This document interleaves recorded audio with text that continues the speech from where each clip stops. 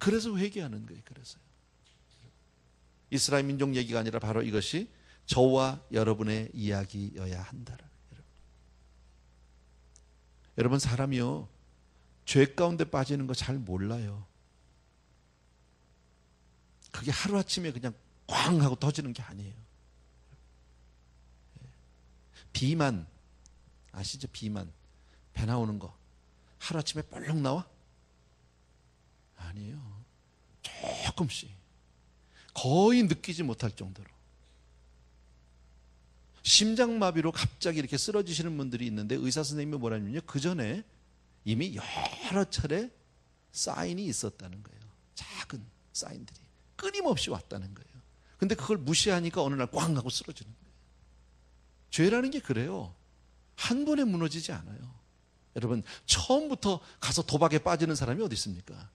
라스베가스 한 번 갔는데 그냥 도박에 확 해서 그냥 다 깨져, 이런 사람 없어요. 여러분요, 조금씩이죠. 그래서 친구 따라갔다가, 그래서 장난삼아 그래서 한번 땡겨봤다가, 그저 돈 한 뭐 50불 100불 그러다가 집도 날리고 폐가 망신하고 사람 망가지고 마약하고 그러는 거예요. 첫날부터 무슨 뭐 코케인을 바켓으로 뒤집었다 이런 사람은 없어요. 그냥 친구 따라서 조금 그저 장난삼아, 이게 화근인 거예요.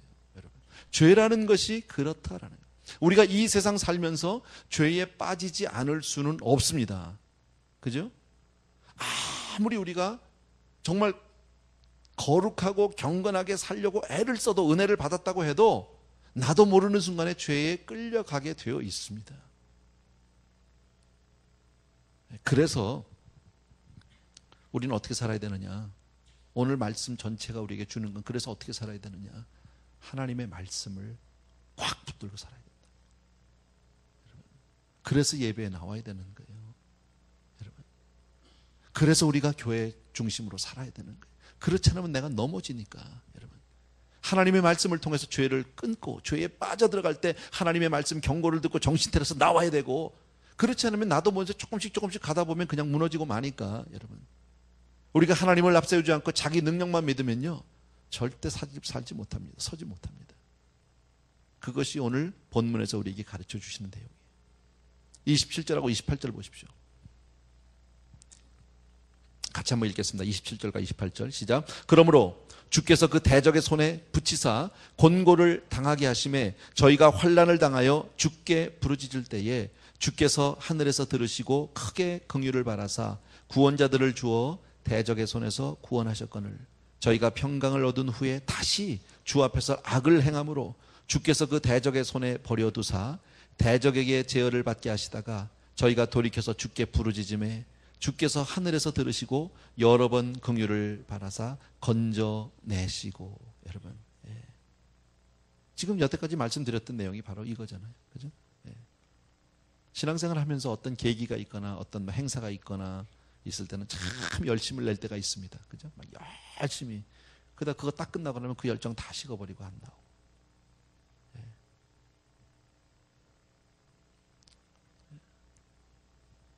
왜 이스라엘 백성이 그럴 수밖에 없었을까? 똑같은 얘기예요. 아까 얘기했던 거 똑같은, 왜 그럴 수밖에 없을까? 이것이 저와 여러분의 약한 부분입니다. 너무 편한 것, 너무 좋은 것, 너무 그런 것만 찾지 마세요.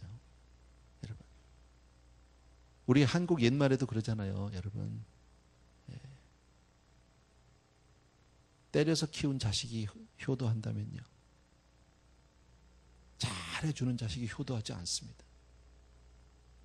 어려서부터 해달라는 거 다 해주고 좋은 거 다 입히고 뭐든지 그냥 최고로 인류로 그러고 나면 그 아들은, 그 자식은 백발백중 부모한테 불효입니다. 절대 효도 안 합니다. 좀 힘들게 키우고 어렵게 키우고 매도 좀 대고 야단도 맞고 이런 자식이 오히려 효도한다. 그게 인생이더라고. 여러분, 그러니까 우리가 꼭 세상 가운데서요, 여러분, 어떤 물질적으로 세상적으로 환경적으로만 잘 되는 것이 꼭 복이라고 얘기할 수 없어요. 여러분, 내 영혼을 깨울 수 있어야 합니다. 사업이 바빠져 보십시오. 여러분, 사회적인 지위가 높아져 보십시오. 교회 올 시간 없습니다.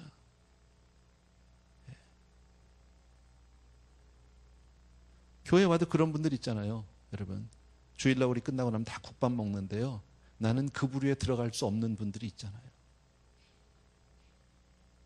제가 괜히 하는 얘기 아니잖아요. 그런 분들이 있어요. 교회는 나와요. 예배까지는 드려. 근데 그 다음에 나 거기 구질구질하게 그런 데는 안 끼고 싶어. 여러분 뭐 교회가 꼭 밥 먹이려고 그러는 건 아닙니다. 그렇잖아요. 밥 먹는 게 뭐 그렇게 중요합니까? 그러나 어느 순간에 나도 모르게 높아졌어요. 나는 저들과 같을 수 없는 사람이 돼버리고 말았어요. 얼마나 그 영혼이 망가진 거예요. 어떻게 하나님 앞에 그런 사람들이 축복을 받을 수 있겠느냐 말이죠. 어떻게 하나님이 그들에게 은혜를 베풀어 줄 수 있겠느냐 말이죠. 여러분, 나라는 존재가 얼마나 쉽게 무너지고 얼마나 약하고 얼마나 악한 존재인지를 분명히 아셔야 합니다. 한순간 무너집니다. 꼭 기억해 주셔야 합니다. 이스라엘 사람들이 바보라 이런 거 아닙니다. 그 사람들이 뭘 몰라서 이런 게 아닙니다. 바벨론 포로 우연히 나온 것이, 포로 생활한 것이 어쩌다가 뭐 무슨 재수가 없어서 시대를 잘못 만나서 그렇게 된 것이 아닙니다. 하나님의 백성이 하나님의 뜻대로 살지 않고 자기 인간의 생각으로 상식으로 살다 보니까 그렇게 된 거예요. 하나님이 그렇게 버릴 수밖에 없는. 그리고 그 어려운 시절에서 포로 생활을 마치고 이제 고향으로 돌아와서 인간적으로 생각하면 지금 얼마나 고생을 한 거냐고요. 포로에서 막 돌아와서 아무것도 없는 사람들인데 그 사람들이 자기 사제를 털어서 자기 몸을 털어서 시간을 내서 하나님의 성벽을 또 지어놓고 나서 그리고 20일 거의 한 달째 아무것도 못하고 지금 매달려서 밤으로 낮으로 이렇게 매달리고 있는데 여러분 이게 인간적으로는 말이 안 되잖아요. 여러분. 근데 누가 시켜서 하는 겁니까? 아니요. 하나님의 은혜가 임하니까 제가 처음에 말씀드렸죠. 하나님의 말씀을 들으면 여러분 은혜가 임하면 깨닫지 못한 게 깨달아지기 시작합니다. 이전에 느끼지 못한 것을 느끼기 시작합니다. 듣지 못하던 음성이 들려지기 시작합니다. 달라지기 시작합니다. 그리고 눈물이 나오는 거예요. 그리고 회개가 터져 나오는 거예요. 그리고 내 삶이 달라지는 거예요. 하나님 없으면 안 되는구나 이렇게 되는 거예요. 우리 개인적으로도 안 그렇습니까? 여러분 처음 사랑을 만났을 때, 내가 처음 사랑을 받았을 때, 처음 은혜를 받았을 때 정말 하나님이 아니면 안 되는구나 막 이러고 살던 내가 언젠가부터 하나님은 하나님, 나 삶의 액세서리를 전락하신 분은 혹시 안 계십니까? 여러분, 얼마나 이게 슬픈 현실인지 모른다. 29절부터 조금만 보겠습니다. 같이.